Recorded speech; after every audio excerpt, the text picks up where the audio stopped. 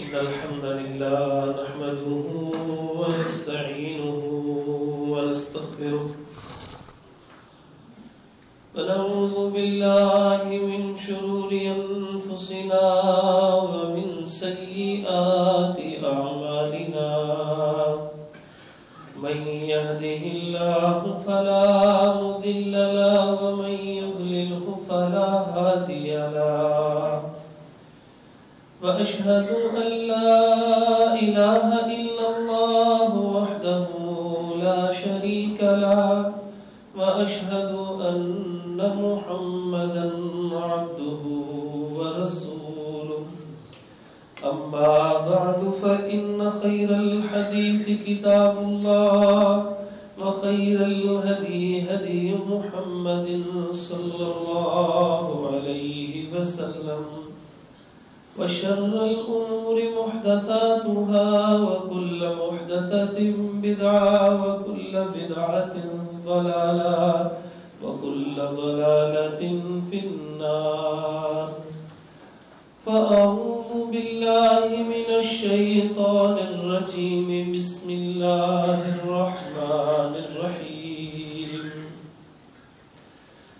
يا أيها الذين آمنوا اتقوا الله حق تقاته ولا تموتن إلا وأنتم مسلمون يا أيها الناس اتقوا ربكم الذي خلقكم من نفس واحدة وخلق منها زوجها وبث منهما رجالا كثيرا ونساء واتقوا الله الذي تساءلون به والأرحام إن الله كان عليكم رقيبا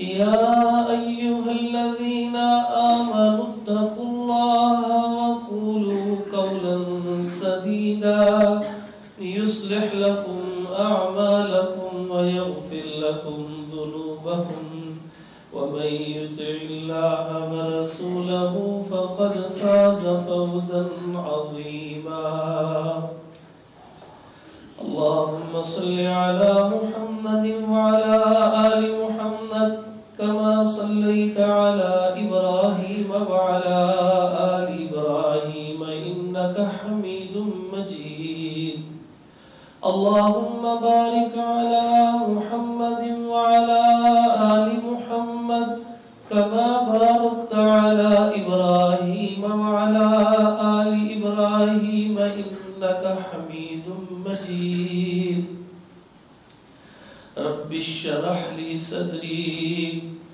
رب اشرح لي صدري رب اشرح لي صدري ويسر لي أمري واحلل عقدة من لساني يفقه قولي اللهم تقبل منا صالح الأعمال وتجاوز عن سيئات أعمالنا اللهم طهر قلوبنا من النفاق وأعمالنا من الرياء وألسنتنا من الكذب وأعيننا من الخيانة فإنك تعلم خائنة الأعين وما تخفي الصدور اللهم إنا نسألك علما نافعا وعملا متقبلا ورزقا طيبا واسعا سهلا عاجلا حلالا مباركا وآتنا توفيق الإنفاق مما رزقتنا وشفاء من كل داء إلى أجل مسمى قال تبارك وتعالى في كلامه المجيد فأعوذ بالله من الشيطان الرجيم لتجدن أشد الناس عداوة للذين آمنوا اليهود والذين أشركوا حضرات محترم، اللہ تبارک و تعالیٰ نے انسانوں کی جو دو قسمیں ذکر کی تھی، یا تو کوئی مسلمان ہے یا کوئی کافر ہے، تو مسلمانوں کو نصیحت فرمائی کہ لوگوں جو ایمان والے ہو تو اس طرف توجہ رکھنا کہ تم سے دشمنی میں سب سے زیادہ جو شدید ہوں گے وہ یہودی ہوں گے اور مشرک ہوں گے، اور مشرکوں کا تذکرہ بعد میں ذکر کیا اور یہود کا تذکرہ پہلے ذکر کیا۔ تو اس سے مفسرین نے یہ نتیجہ نکالا کہ مشرکین سے بھی زیادہ جو مسلمانوں سے دشمنی میں، عداوت اور بغض اور حسد اور اناد میں سب سے آگے ہے وہ یہودی۔ آپ نے دیکھ لیا تمام مسلمان پوری دنیا کے اندر پریشان رہے، کس انداز سے فلسطین کے اوپر انہوں نے ظلم ڈھایا، کس طرح چھوٹے چھوٹے معصوم بچے جو گھروں کے اندر کھیل رہے تھے، اپنے ماں باپ کے ساتھ باتیں کر رہے تھے، کچھ بستروں پہ سو رہے تھے، ایک ہی بمباری سے وہ لقمہ اجل بن گئے۔ ہم اپنے بچوں کے متعلق یہ تصور بھی نہیں کر سکتے کہ وہ ہمارے ساتھ کھیل رہے ہوں، ہمارے ساتھ بات کر رہے ہوں، یا گھر میں آرام کر رہے ہوں، اور اچانک 3 بیٹے 4 بیٹے 2 بیٹیاں جتنی بھی اولاد ہے ایک ہی بم سے سب کچھ تباہ و برباد ہو جائے، رونے والا بھی پیچھے کوئی نہ بچے۔ ہم تو یہ برداشت نہیں کر سکتے، ہم تو کافروں کے لیے بھی یہ برداشت نہیں کرتے، ہم تو ان کے لیے بھی دعا کرتے ہیں اللہ انہیں زندگی دے اور ایمان کی توفیق عطا فرما کر، لیکن جو تیرے دین کے عمل کرنے والوں پہ ظلم کرتے ان کو تو تباہ کرتا، ورنہ اسلام نے تو کافروں کی بھی گردنیں ایسے اتارنے سے منع کیا ہے، تو وہ اللہ کی مخلوق نا، جتنی دیر زندہ رہے گا اتنی دیر ایک عام کافر جو حربی نہیں ہے، جو مسلمانوں کو قتل نہیں کرتا، شہید نہیں کرتا، تکلیف نہیں پہنچاتا، جتنی دیر تک وہ زندہ رہے گا آپ کے حسن سلوک سے ہو سکتا ہے وہ متاثر ہو اور کلمہ پڑھ لے۔ اس لیے اسلام تو اس قتل و غارت سے ویسے ہی منع فرماتا کہ جا کے اللہ کے دین کو ماننے والے ان کو قصور بھی کوئی نہ ہو۔ اب اس کے اوپر 2 قسم کے رد عمل ممکن تھے۔ ایک رد عمل عوامی سطح کے اوپر وہ ہے کہ جو ہم نے دکھایا ہے، میں حکمرانوں کی سطح کی بات نہیں کر رہا، آپ کی نظر میں میری کوئی قدر و قیمت ہوگی اور میری بات کو آپ توجہ سے سننے کے لیے اپنے کاروبار کو چھوڑ کر آئے کہ اللہ اس کے رسول کی بات بتائی جائے گی۔ ہم یہاں پر بیان کرتے حکمرانوں کے کرنے کا یہ کام ہے، تو آپ تصور کریں کہ حکمرانوں میں سے کس نے یہ بات سننی؟ ہم حکمرانوں کی ذمہ داریاں بیان کرتے چلے جائیں یہاں پر تو وہ تو سنیں گے نہیں۔ تو جمعے کا جو اصل مقصد ہے، خطبے کا اصل مقصد ہے کہ جو آنے والے سامعین ہیں ان کی زندگی پر کیا اثرات مرتب ہونے، انہوں نے کون سا کام کرنا، ان کے لیے اتنی پابندیاں لگا دی، کاروبار نہیں کر سکتے، کہیں جا نہیں سکتے، مسجد کے اندر پہلے سے پہنچنا ہے، اپنی داڑھی کے ساتھ نہیں کھیل سکتے، سامنے تلکوں کے ساتھ نہیں کھیل سکتے، بچہ شور کرے تم چپ نہیں کروا سکتے۔ اتنی توجہ سے یہ بات سننی ہے، وہ ساری کی ساری حکمرانوں کی ذمہ داریاں سن کے چلے جائیں تو ہم نے کیا کرنا تھا؟ اس لیے عام زندگی کا مسئلہ بیان کیا جاتا ہے۔ نبی مکرم صلی اللہ علیہ وآلہ وسلم جو عموماً خطبے دیے کرتے تھے وہ سامنے سامعین کے مد نظر رکھتے ہوئے کرتے، حتیٰ کہ سامعین کا اتنا خیال ہوتا رسول اللہ صلی اللہ علیہ وسلم کو کہ ایک دن ایک بندہ آیا خطبہ دے رہے نبی پاک صلی اللہ علیہ وسلم، اس کی حالت بہت بری تھی، بہت نظر آ رہا تھا کہ یہ کوئی شدید غریب قسم کا آدمی ہے۔ نبی پاک صلی اللہ علیہ وسلم خطبہ دیتے دیتے اس بندے کی حالت کی وجہ سے ساتھ ہی صدقہ و خیرات کی جو ہے وہ تلقین فرمائی۔ بیٹھے بیٹھے صحابہ نے اپنے پاس جو کپڑے موجود تھے اضافی وہ اس کو دینے شروع کر دیا، وہ کچھ نہ کچھ اس کا کام بن گیا۔ نبی پاک صلی اللہ علیہ وسلم کی عادت تھی جو آتے ہیں ان کی کیفیت کے مطابق بات کرتے تھے، تو ہم اگر حکمرانوں کی ذمہ داریاں بیان کریں، حکمرانوں کا کام تھا جو کرنا چاہیے ان کو پوری دنیا کی امت کے مسلمانوں کو کرنا چاہیے. ہم یہ کہہ سکتے ہیں کہ OIC پوری دنیا کے تمام اسلامی ممالک کا جو ایک گٹھ جوڑ ہوا ہے، وہ ایک کاغذی سطح کی کارروائی نہ کرتا. اگر حملہ نہیں بھی کرنا تھا تو کم از کم اتنا تو ضرور کر دیتا کہ ان کے ساتھ 1 سال کے لیے مستقل نہیں کرنا چاہتے تو 1 سال کے لیے تو تجارتی تعلقات ختم کر سکتے تھے. ہم یہ کہہ سکتے تھے کہ ان کو چاہیے کہ جتنے مسلم ممالک ہیں جنہوں نے اسرائیل جو ایک قابض ملک ہے، اس قابض ملک کو جو تسلیم کیا ہے وہ اس کا انکار کرے. ہم یہ کہہ سکتے تھے کہ تیسرا کام وہ یہ کرتے OIC والے کہ جن مسلمان ممالک نے ان کے ساتھ دفاعی معاہدات کیے ہوئے ہیں، اسلحہ فروخت کرنا اور خریدنے کے معاہدات کیے، اس کو کینسل کیا جائے. اور کئی ممالک ایسے ہیں کہ جن کے سفارت خانے وہاں پر موجود ہیں، ان کے سفارت خانے ادھر موجود ہیں. OIC کا کرنے کا کام تو یہ کہہ سکتے تھے، لیکن اس کا ہمیں یہاں پر بیٹھے ہوئے افراد کو کیا فائدہ ہے؟ بس وہ ایک دل کے اندر ایک جلن اور ایک کوڑے کے اندر اضافہ ہوگا. انہوں نے یہ کام نہیں کیا، ایک سوکھی قرارداد پیش کر دی پکڑ کے، جس کا کوئی ان کے اوپر اثر نہیں ہے. اسرائیل کے وزیر دفاع نے یہ جو کہا تھا، ابھی آپ نے پیچھے پریس کانفرنس سنی ہوگی، اس نے کیا کہا تھا؟ اس نے کہا میں تو UN کو بھی نہیں مانتا. اگر عالمی عدالت انصاف میں جاؤ گے تو میں تو اس کو بھی مانتا، کیا میں اس کا ممبر بھی نہیں ہوں. اس کی کیا اوقات ہے کہ وہ میرے متعلق فیصلہ کرے؟ وہ تو اتنا جذباتی ہے. ہم یہ باتیں اس جگہ پہ کریں جہاں حکمران سن رہے ہوں. تو خلاصہ تو آپ کے سامنے ذکر کر ہی دیا، یہ چھوٹا سا 2 4 5 منٹ کا. لیکن ہم نے کیا کرنا ہے؟ عوام کی سطح پہ کیا کرنا ہے؟ ہم میں سے کوئی بھی حکمران نہیں ہے، کسی کی بھی نہیں چل رہی. سوشل میڈیا کے اوپر یہ چیزیں تو ضرور ہم نے شیئر کی اور اپنے جذبات کا اظہار کیا اور یکجہتی بھی کی ہے. تو میں عرض کر رہا تھا کہ عوام کے 2 کرنے کے کام ہے، ان دونوں میں سے اختیار کرنا پڑے گا اب کسی ایک کو بنیادی طور پر. پہلا کام تو جو ہے وہ ہم نے پوری عوامی سطح پہ آپ نے، ہم نے، سب نے مل کے پوری شدت سے اپنے جذبات کا اظہار کیا کہ حکمران مانے نہ مانے ہم مسلمان ایک ہیں. ہم اپنی زبان سے کہتے ہیں ایک ہے، اگر موقع آیا ہمیں کچھ کرنے کے لیے تو ہم ضرور کریں گے. ہم نے تو اس کا اظہار کر دیا، یہ تو تھا اظہار کرنے والا کام جو ہم نے کر دیا.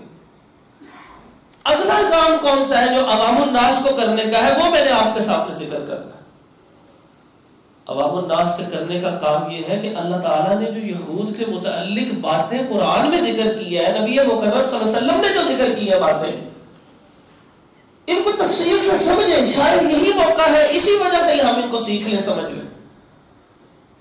یہود کی ایک تاریخ ہے، یہ کیسے وجود میں آئے ہیں، کن کن حالات سے گزرے ہیں. یہ فلسطین کے اوپر جو بیت المقدس ہے، اس کے اندر وہ کس بنیاد کے اوپر اس کو چھیننا چاہتے ہیں، ان کی کیا بنیاد ہے، ان کے کون کون سے ایسے انبیاء گزرے ہیں، انہوں نے ان کے ساتھ کیا سلوک کیا ہے. نبی صلی اللہ علیہ وسلم کے زمانے میں فلسطین سے اٹھ کے کیوں مدینے میں آ کے آباد ہوئے تھے؟ نبی صلی اللہ علیہ وسلم نے ان کو مدینے سے کیوں نکال دیا؟ خیبر سے بھی نکال دیا، عرب کے سرزمین سے بھی دھکا دے دیا.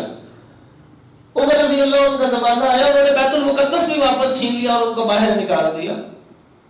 انہوں نے پھر چھینا تو صلاح الدین ایوبی ایک کرد خون نے وہاں سے اٹھا اور ان کو پھر وہاں سے باہر نکال دیا.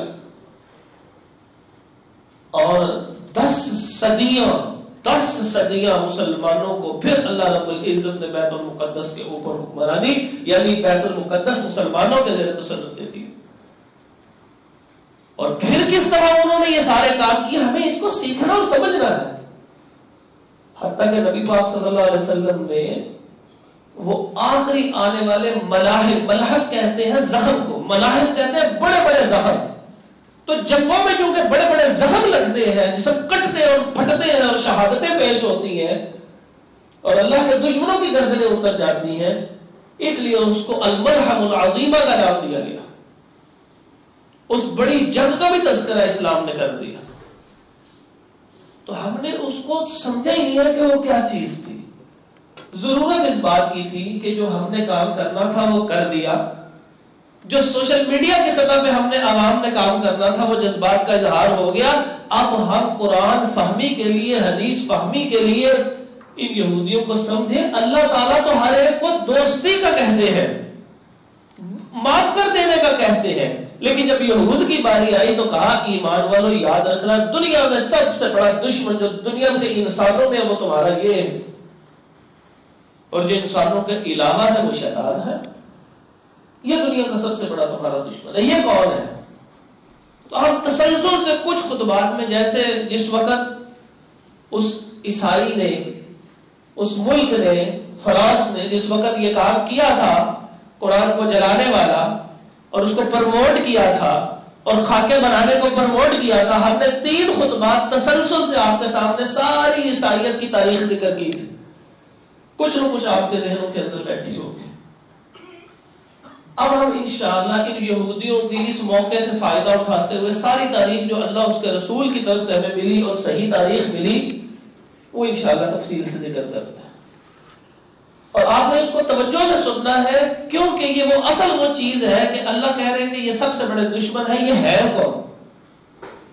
اللہ تعالیٰ فرماتے ہیں کہ ان کو یہود کہا ہے. اللہ تعالیٰ نے ان کا نام کیا رکھا؟ یہود رکھا.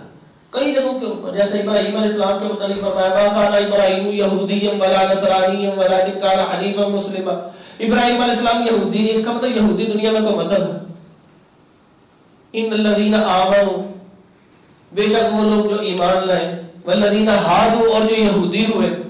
اللہ تعالیٰ نے قرآن مجید میں یہودی کا لفظ استعمال کیا.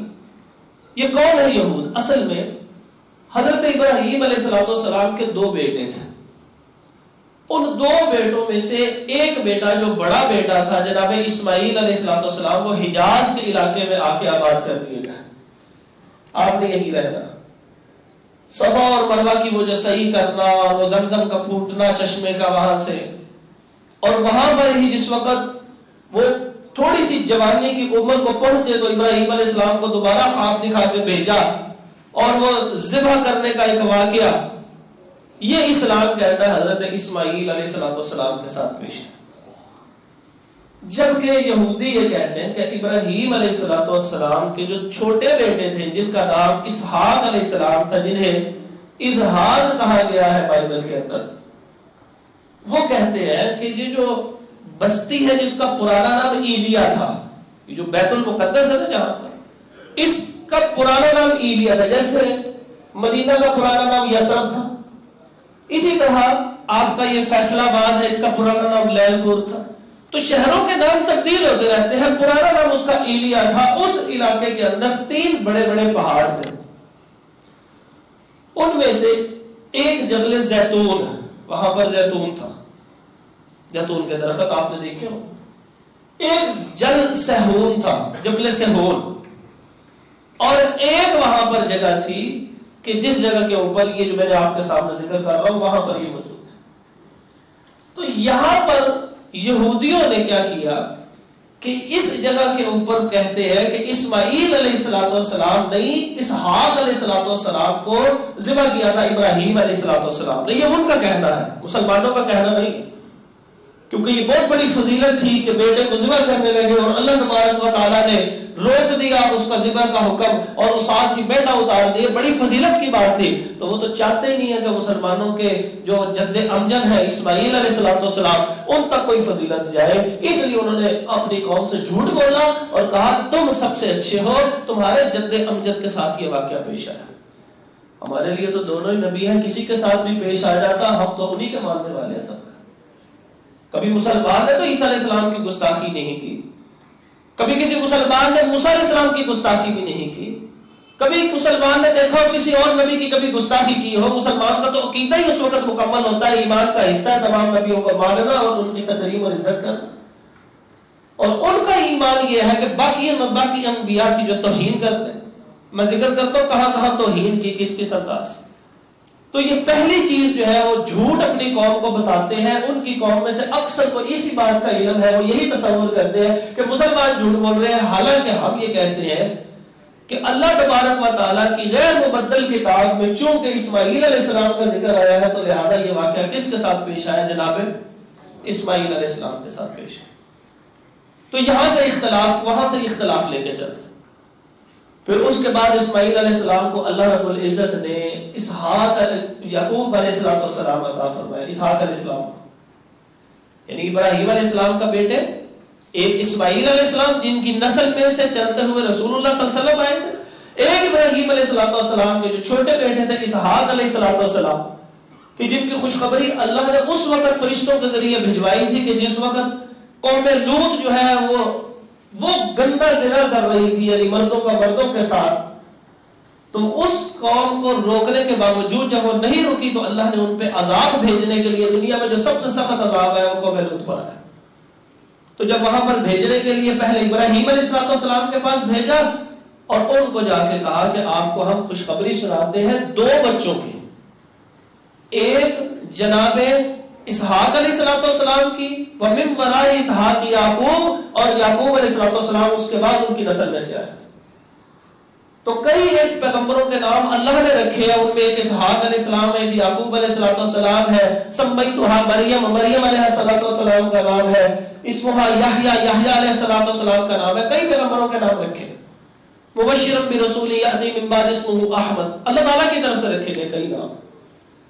تو ان میں اسحاق علیہ السلام کے جو بیٹے تھے یعقوب علیہ السلام، وہ اللہ کی عبادت کیا کرتے تھے، کسی کو کچھ نہیں کہتے، حتیٰ کہ آپ نے سنا کہ ان کے 12 بیٹوں میں سے 10 بیٹوں نے جناب یوسف علیہ السلام کو قتل کرنے کی سازش بھی کی اور وہ کنویں میں بھی پھینک دیا۔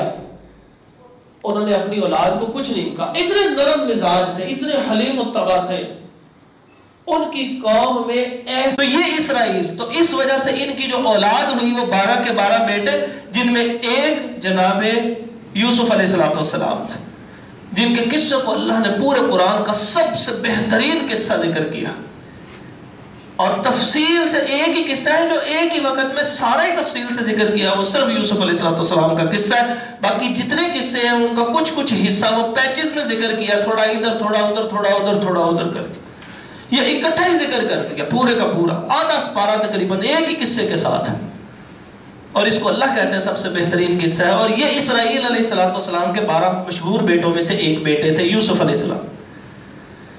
یوسف علیہ السلام کے ایک بھائی کا نام تھا یہودا، اور یہ جو 12 کے 12 بیٹے جو پہلے فلسطین میں رہتے تھے اس کا نام فلسطین نہیں تھا، پہلے اس پورے علاقے کو شام کہا جاتا تھا۔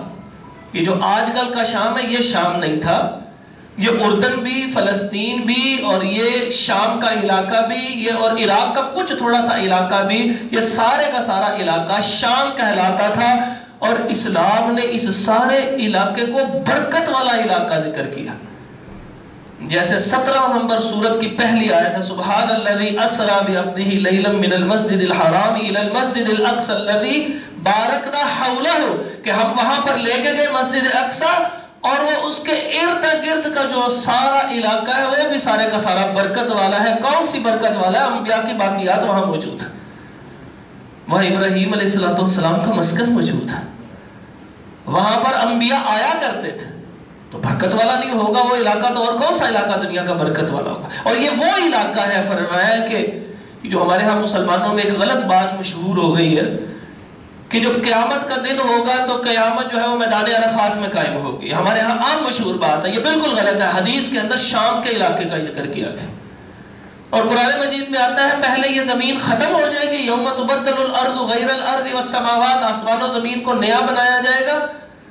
لا عوج لہ، اور اس کے اوپر کوئی نشیب و فراز نہیں ہوں گے، نہ اس میں کوئی گہرائی ہوگی، نہ اس میں کوئی کنواں ہوگا، نہ اس کے اندر کوئی پہاڑ ہوگا، نہ اس میں کوئی چھوٹا سا بھی ٹیلا ہوگا، بالکل ایسے سیدھا جیسے کسی نے کوئی ٹائل نہیں لگا دی جاتی، پورا ایک گراؤنڈ سیدھا بن جائے گا، اور وہ اتنا بڑا ہوگا اول تا آخر تمام کے تمام انسان جو ہے وہ اگیں گے اس کے اوپر۔ فرمایا ایک بارش ہوگی، انسانوں کی ہڈیوں کو جو رکھا جائے گا، وہ جو پشت کی ہڈی ہے اس کا کچھ حصہ، وہاں سے انسان ایسے بنیں گے جیسے پودا بنتا ہے، ایسے اس بارش سے بنتے چلے جائیں گے اور زمین سے اٹھتے چلے جائیں گے، ایسے تصور کرتے جائیں۔ اور پھر اس کے بعد ایک آگ آئے گی، آگ سے بچنے کے لیے وہ بھاگیں گے، بھاگتے بھاگتے کس علاقے کی طرف جائیں گے؟ یہی سی شام کے علاقے کی طرف اشارہ کیا آپ صلی اللہ علیہ وسلم۔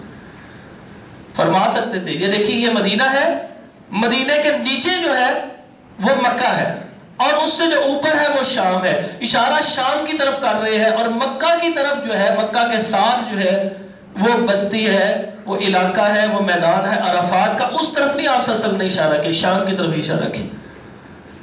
اور یہ اتنا مقدس جگہ، اتنی مقدس علاقہ ہے پورے کا پورا کہ اسی جگہ کے اوپر دجال کو بھی قتل کیا جائے گا، عیسیٰ علیہ السلام بھی ادھر ہی اتریں گے کسی جگہ پر. تو اتنا مقدس ہے، اس لیے مسلمانوں کی اس کے ساتھ ایک وابستگی ہے. تو میں عرض آپ کے سامنے یہ کر رہا تھا، اس سارے علاقے میں اس جگہ پہ رہتے تھے اور وہ وہاں سے نکلے، اور جس طرح وہ یوسف علیہ السلام جو کنویں میں گرا دیے گئے تھے، ایک قوم آئی فَأَدْلَا دَلْوَهُ، اس نے ڈول ڈالا، اس نے بچے نے پکڑ لیا یوسف علیہ السلام، انہوں نے کھینچا، كَانُوا مِنَ الزَّاهِدِينَ، اور وہ اس کی طرف سے بے پرواہ ہو گئے اور انہوں نے کہا چھوڑو، بیچو اور جان چھڑاؤ. وہ مصر میں گئے، وہاں پر بولی لگی، دیا اور تھوڑے سے پیسوں میں دے کے وہ جو قافلہ وہ آگے چلا گیا. یوسف علیہ السلام وہاں رہنے لگ پڑے. یہاں پر ان کے اوپر کچھ آزمائشیں آئی اور پھر اللہ نے ان کو تعویل الاحادیث، خوابوں کی تعبیر کا علم دیا. بادشاہ کو ایک خواب آتی ہے، بہرحال بادشاہ کے مقرب بن جاتے ہیں، اور پھر جس وقت قحط سالی پڑتی ہے تمام علاقے کے لوگ مصر کے اندر آنا شروع کرتے ہیں غلہ لینے کے لیے، کیونکہ غلہ صرف ان کے پاس اسٹور تھا. تو اس شام کے علاقے جو آج کل کا فلسطین ہے وہاں سے نکلتے ہیں. یوسف علیہ السلام کے بھائی بھی وہاں پر آتے ہیں. اب ان بھائیوں میں وہ کون سا بھائی ہوگا؟ یہودا بھی شامل ہوگا.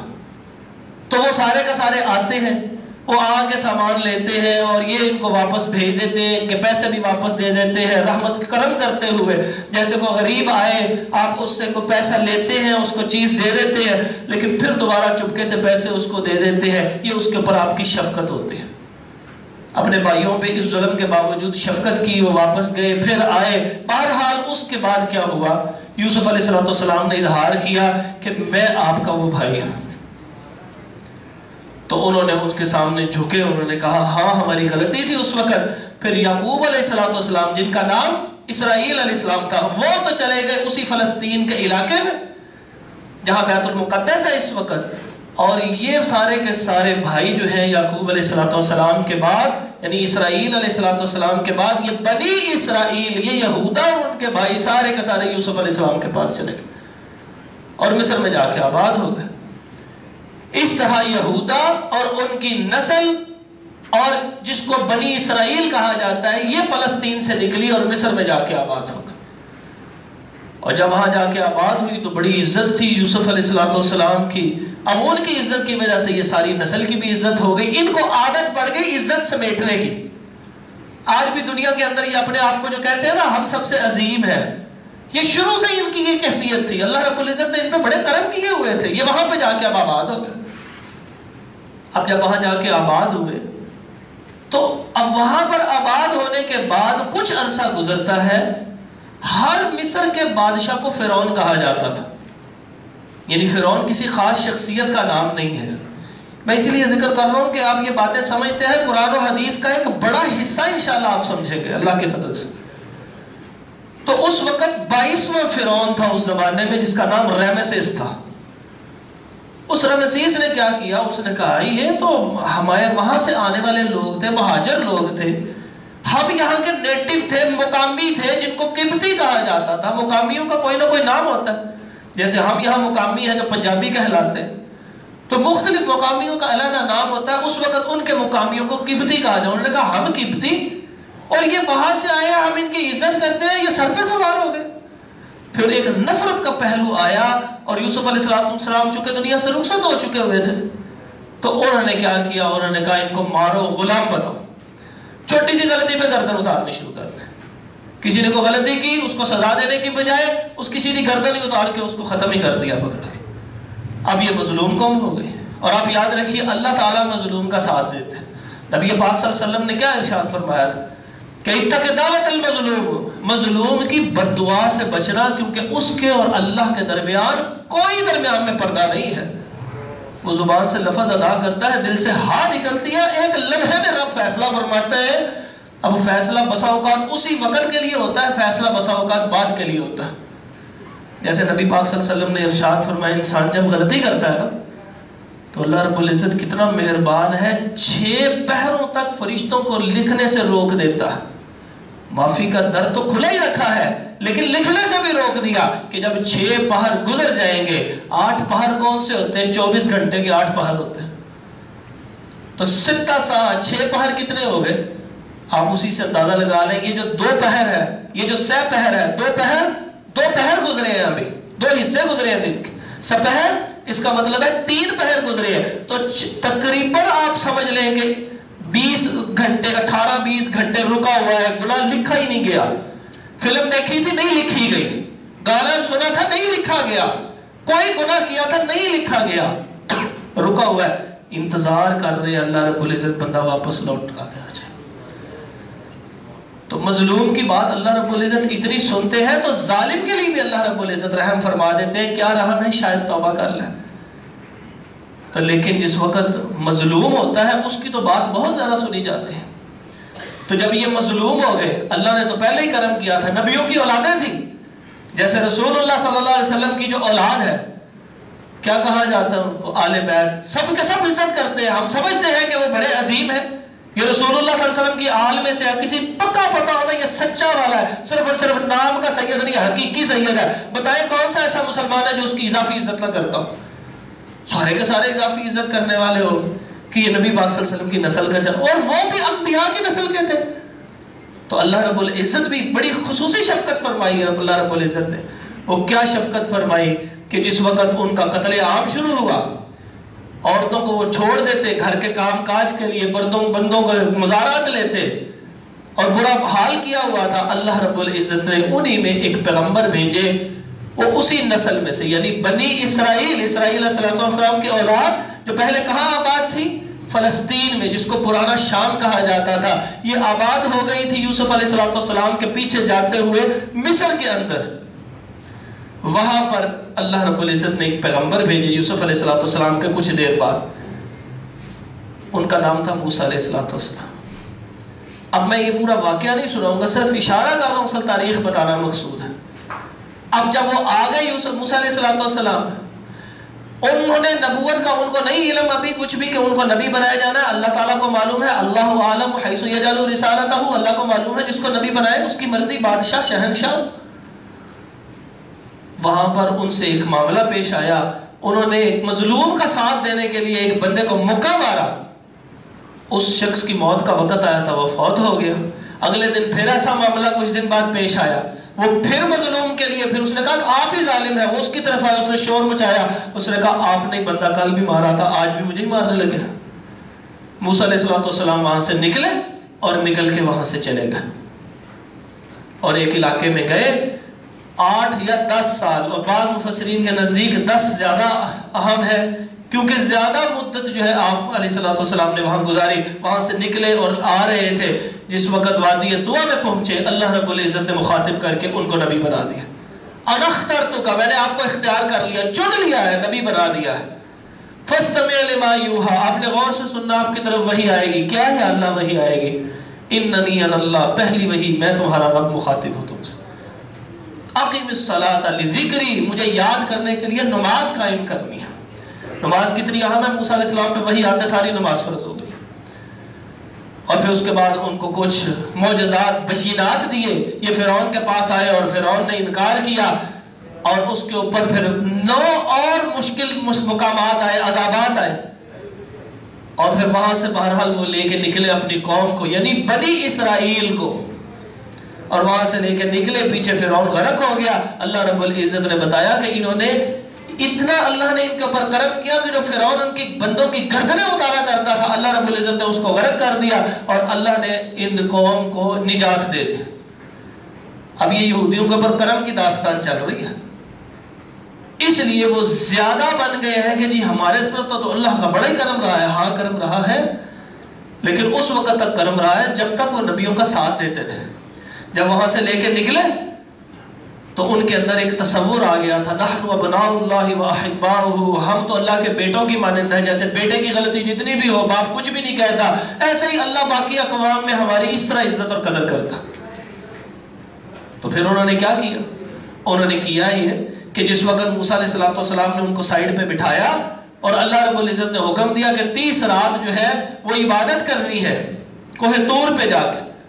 وہاں پہ گئے موسیٰ علیہ السلام, 70 افراد کو لے کے گئے سرداروں کو, اور وہاں پر ان کو نیچے بٹھایا, خود اوپر چلے گئے. 30 رات مکمل ہوئی. اللہ رب العزت نے حکم دیا کہ 10 رات اور عبادت کرنی ہے. جب 40 رات مکمل ہو گئی, اللہ تعالیٰ نے تختیوں کے اوپر لکھے ہوئے بنیادی 10 احکامات نازل کیے, جس کو 10 کمانڈمنٹس یہ لوگ کہتے ہیں، اور آج بھی جب یہ عبادت کرتے ہیں ان کے خیال میں جو 10 احکامات جس کو احکام عشرہ بھی کہتے ہیں، اسی کو وہ تورات بھی بنیادی کہتے ہیں. آج بھی جس وقت آپ دیکھیں کبھی ان کی ایک جو آپ نے دیوار گریا کا نام سنا ہوگا، یہ جس جگہ پہ بیت المقدس ہے اس جگہ کے اوپر ایک بہت بڑا وہ تعمیر کیا تھا انہوں نے، ایک ہیکل بنایا تھا. اس کی کیا داستان ہے وہ تھوڑی سی سن لیں. وہ جو 10 کمانڈمنٹس نازل ہوئی، 10 احکامات نازل ہوئے نا، وہ 10 احکامات لے کے نیچے آئے، تورات لے کے نیچے آئے. وہ 70 کے 70 بندے کہنے لگے کہ ہم تو نہیں مانتے کہ یہ کہاں سے آیا، ہم تو اللہ کو جب دیکھیں گے نا خود کہ وہ اللہ ہے، ہم نے دیکھ لیا ہے، پھر مانیں گے جی آپ نے جو آپ کے پاس چیز آئی ہے وہ اللہ تعالیٰ کی طرف سے آئی ہے. ورنہ تو ہم یہی کہیں گے آپ نے اپنے پاس سے گھڑ لیے. دیکھیے بڑھ کتنے گئے، تھوڑی سی عزت کیا ملی، حد سے تجاوز کر گئے. کہنے لگے ہم اللہ کو نہیں مانتے، ہم اس تورات کو نہیں مانتے. اب کہنے والے موسیٰ علیہ السلام ہے، پہلے پتا ہے فرعون سے نجات ملی ہے، احسان تلے دبے پڑے ہو، لیکن احسان فراموش قوم شروع سے لے کے اب تک. جس نے احسان کیا اس کے اوپر چڑھ دوڑے. جس وقت جرمنی نے ان کو مارا تھا اس وقت یہ بھاگے تھے وہاں سے، اور یہودیوں کے بقول، ہمارے بقول نہیں، یہودیوں کے بقول نسل کشی کی تھی. 60 لاکھ یہودی مارے تھے. وہ کہتے ہیں کہ ہمارے 60 لاکھ یہودی مارے. اور یہ ایسا نہیں ہے کہ یہودیوں کو کوئی کلمہ ہو تو پڑھ کے یہودی بن جائے اور بہت سارے یہودی ہو جائے. جو پیدائشی یہودی ہوتا ہے نا ماں کی طرف سے، وہ یہودی ہوتا ہے. اس لیے انہوں نے کہا جو ہمارا بندہ مارتے ہو جتنے پیدا ہوں گے اتنے یہودی ہوں گے، اور ہم پیدا کتنے کریں تم تمہاری چلی جا رہے ہو. تو اس وقت یہ بھاگ کے فلسطین میں آئے تھے اور وہاں انہوں نے بینر لگایا تھا. سب سے پہلا بینر، یہ نام عام مل جاتی ہے، وہ تصاویر بھی مل جاتی ہے، جس کے اوپر لکھا ہوا تھا ہمیں اللہ کے لیے یہاں سے نہ نکالنا. احسان فراموشی اس زمانے کی لے کے آج تک اسی طرح احسان فراموشی چلتی آ رہی ہے. فلسطینیوں نے ان کو ویلکم کہہ دیا، کوئی بات نہیں ہو تو تم انسان ہی نا، تم یہاں رہ لو. انہوں نے رہنا شروع کیا اور وہاں سے جگہ خریدنی شروع کر دی، اور پھر اس جگہ کے اوپر باؤنڈری لگائی اور اس جگہ کے اوپر انہوں نے قبضہ کر کے بورڈ اسرائیل کا لگا لیا. 1948 میں برطانیہ نے اس کو ملک کا درجہ دے دیا اور فلسطینیوں کو کہا کہ تم یہاں پہ قبضہ گروپ ہو، تم یہاں سے نکلو. یہ تو شروع سے چلتی آ رہی ہے ان کی تاریخ. تو میں انشاءاللہ اس کے اوپر بھی مزید تفصیل سے روشنی ڈالوں گا انشاءاللہ. تو یہاں پر کیا ہوا، انہوں نے وہی کام کیا جو کرتے آئے ہیں. اللہ تعالیٰ کی طرف سے ایک چیخ آئی، وہ سارے کے سارے مر گئے. موسیٰ علیہ السلام کہنے لگے یا اللہ ان کو میں کیسے لے کے جاؤں گا، اب کیا بنے گا. دعا کی، اللہ رب العزت نے دوبارہ زندہ کر دیا. ثم بعثناکم من بعد موتکم، اے بنی اسرائیلیو تمہاری موت کے بعد اللہ نے تمہیں دوبارہ زندہ کیا. اللہ کے اس احسان کو بھول گئے. واپس گئے، منو سلوہ ان کے لیے اترا. انہوں نے اللہ کے منو سلوہ کو ماننے سے انکار کر دیا، کہا ہم پیاز اور یہ دالیں اور یہ چیزیں کھانا چاہتے ہیں. اللہ رب العزت نے ان کی یہ بھی مان لیا. پھر اللہ پہ بہتان تراشیاں کرنے لگ پڑے. کہنے لگے وہ جو ہم نے بچڑے کی عبادت کی تھی 7 دن کی تھی، صرف اسی 7 دن کے عوض ہمیں جہنم میں اگر عذاب ہوا، اول تو ہوگا ہی نہیں، لیکن اگر ہوا تو صرف 7 دن ہوگا، باقی ہمیں نکال لیا جائے گا. باقی پوری دنیا کی دنیا جتنی کی جتنی ہوگی، جو یہودی نہیں ہوگا وہ ہمیشہ سدا جہنم میں رہے گا. حد سے تجاوز کی ہوئی قوم. لن تمسنا النار الا ایام معدودات. کہنے لگے ہمیں صرف چند دن، اور وہ دن کی تفسیر کیا ہے، 7 دن. بڑا سمجھایا فلاں دن عبادت کر لو، جمعے والے دن کہتے نہیں کرنی، ہفتے والے دن کرنی. اللہ تعالیٰ ایک حکم دے رہے ہیں اسی کا انکار کر رہے ہیں. اللہ نے پھر شفقت فرمائی اور ہفتے کا دن ان کو دے دی، آزمائش ساتھ دے دی. کوئی کام نہیں کرنا، انہوں نے پھر اس کے اندر ہیلا بہانہ کیا. اللہ رب العزت نے پوری کی پوری قوم، جو وہ بستی جو یہ کام کرنے والی تھی، اس کو بندر اور خنزیر بنا دی. یہ قوم شروع سے لے کے یہی کرتی آ رہی ہے. اللہ نے موقع دیا تو انشاءاللہ اس کا بقایا حصہ آپ کے سامنے ذکر کروں گا، تاکہ یہ سارے کے سارے واقعات قرآن کے اندر ذکر ہے، احادیث میں ذکر ہے. آپ ان واقعات کو سمجھتے سیکھتے چلے جائیں گے. آپ دراصل قرآن کو سیکھ رہے ہیں اور حدیث کو سیکھ رہے ہیں اور ان کی اصل بات سمجھ رہے ہیں، تاکہ ان کی بھی بات پتہ لگے یہ کیوں یہاں پر پہنچے ہیں، یہ حالات کیوں پیش آئے ہیں اور آنے والے حالات کیا ہوں گے. اللہ رب العزت سے دعا ہے کہ اللہ تبارک و تعالی ہمیں سمجھنے کی توفیق عطا فرمائے. اقول قولی ھذا استغفر اللہ لی ولکم ولجمیع المسلمین.